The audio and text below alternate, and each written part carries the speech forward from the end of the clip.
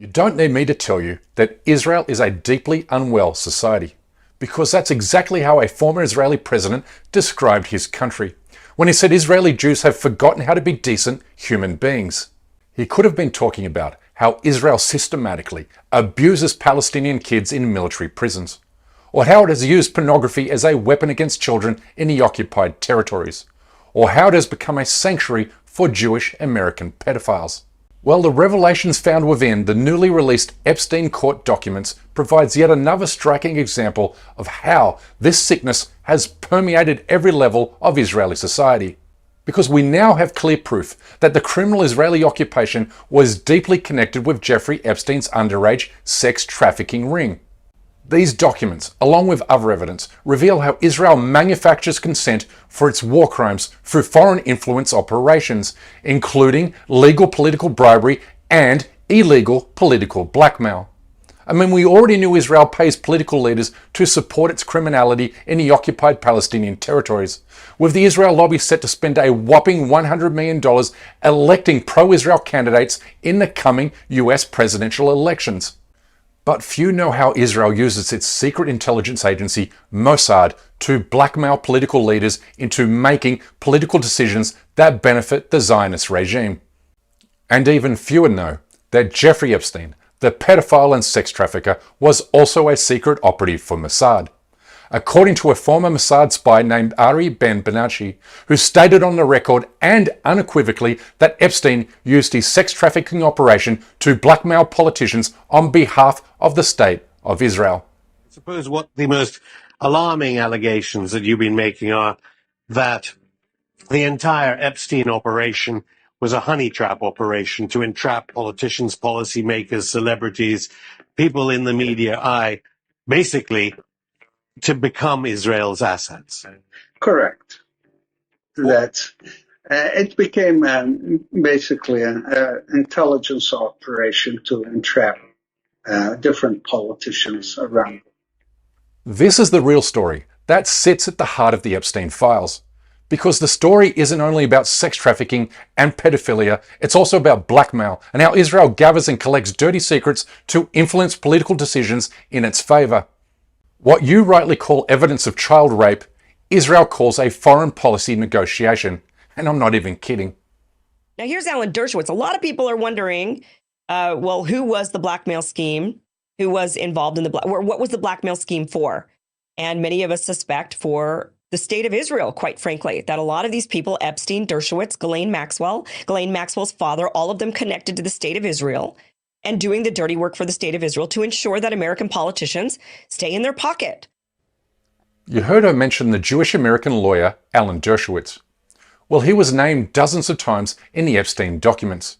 But even more telling, he was not only Epstein's attorney until 2008, but more recently, he was chosen by the State of Israel to defend it against allegations of genocide at the International Court of Justice. It's funny how Zionists often accuse Islam of condoning underage sex. But here we have the State of Israel and its number one international lawyer deeply involved with an international underage sex syndicate, proving once again that every Israeli accusation is a confession of its own criminality. Israel's fingerprints are literally smeared and smudged all over the Epstein documents, with former Israeli Prime Minister Ehud Barak visiting Epstein's island more than 36 times, and with Ghislaine Maxwell remaining front and center of this scandal.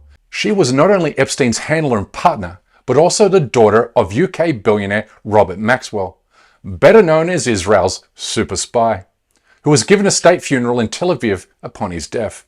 The daughter of Robert Maxwell, Ghislaine Maxwell, pretty much acted as this recruiter and even sometimes a participant in this sexual abuse. But I think Ben is absolutely hitting the nail on the head. We have this father of his partner in crime with very strong ties to Mossad, who's been accused of being an Israeli agent by many journalists, including Pulitzer Prize winning journalist Seymour Hersh. And in a book called Robert Maxwell, Israel's Super Spy, that actually really details both his life and death, a very strong case is made for the fact that he was actually assassinated by the Mossad after he became a liability. He told me, she said he was such an important person for Israel that they gave him a state funeral, and she went on and on and on about the funeral ceremony, and she showed me pictures of like what a big deal it was. And she said, they murdered him. Epstein was recruited and ordered to play the part of a billionaire, remembering that Epstein was a college dropout who never accumulated any independent financial success until partnering with Maxwell. His job was to entrap influential political and business leaders with underage teenage girls, so they could be blackmailed and coerced into helping Israel achieve its criminal aims at a time of Israel's choosing. Through Epstein's sex trafficking enterprise, Israel has gathered an incredible array of compromat on all of these world leaders. Is that every room of every one of those homes had cameras. How do I know that? I've looked at over 200 photos inside both the New York and the Santa Fe, New Mexico property. Now, one would ask, why would you have cameras in every single room? Well, as part of our investigation, we've established, and I've actually seen this for myself, Jeffrey Epstein had another room next to where all those cameras fed into, and there were industrial-sized Xerox machines. So whatever was taking place inside the four walls of his homes, he was recording it and printing it out and keeping DVDs. Oh. Now here's where things get even murkier at the very top levels of the United States government. In 2008, when Epstein was first arrested on sex trafficking and pedophilia charges, he received an inexplicably light sentence, serving only 13 months jail time for a crime that typically carries upwards of 25 years in prison. The deal also put a hard stop to a separate federal investigation of alleged sex crimes with minors and trafficking. The federal prosecutor who negotiated this incredibly lenient deal for Epstein was appointed by President Trump as Labor Secretary in 2017. And it's here that members of Trump's transition team learn that Epstein was an Israeli intelligence asset. Is the Epstein case going to cause a problem for confirmation hearings? Acosta had been asked. Acosta had explained breezily, apparently, that back in the day, he'd had just one meeting on the Epstein case.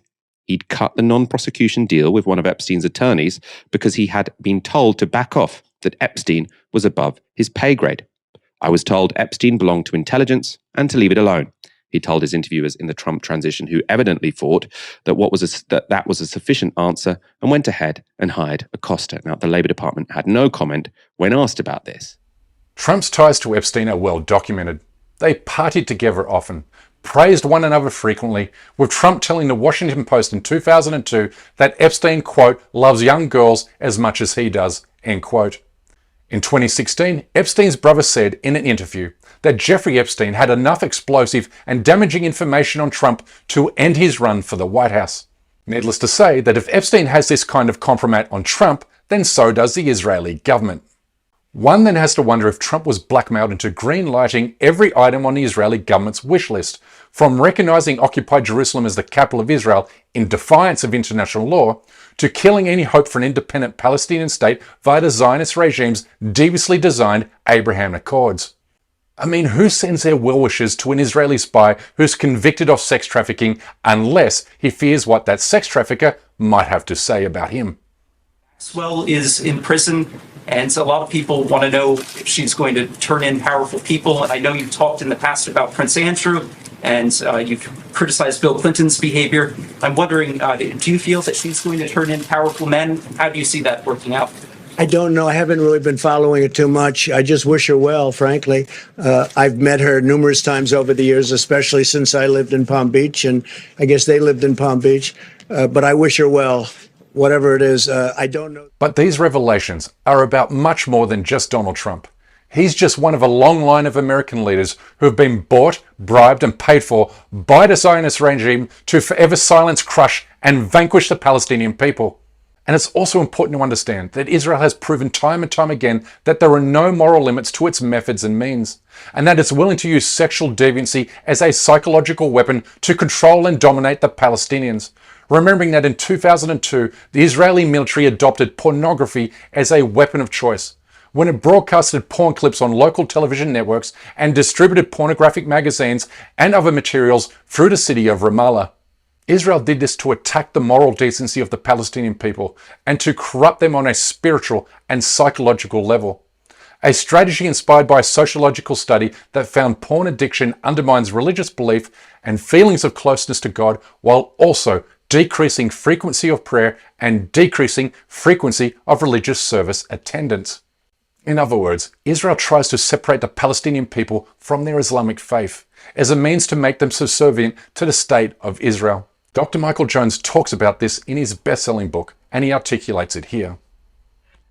St. Augustine said a man has as many masters as he has vices. The picture of Samson and Delilah on the cover of my book is basically the story of a man who was enslaved by his passions and ended up being blind. That's the whole rationale behind the weaponization of pornography. Make you blind, and then you're easier to push around. This is the state of Israel, where rape, sexual violence, bribery, and blackmail are par for the course. Which is why we shouldn't be surprised to learn that it was willing to operate a pedophilia and sex trafficking organization headed by the likes of Jeffrey Epstein to curry favor from Western political leaders. But when you understand Israel's devious and nefarious tactics, methods, and strategies, then you'll come to understand that Israel operates from a position of weakness, not strength.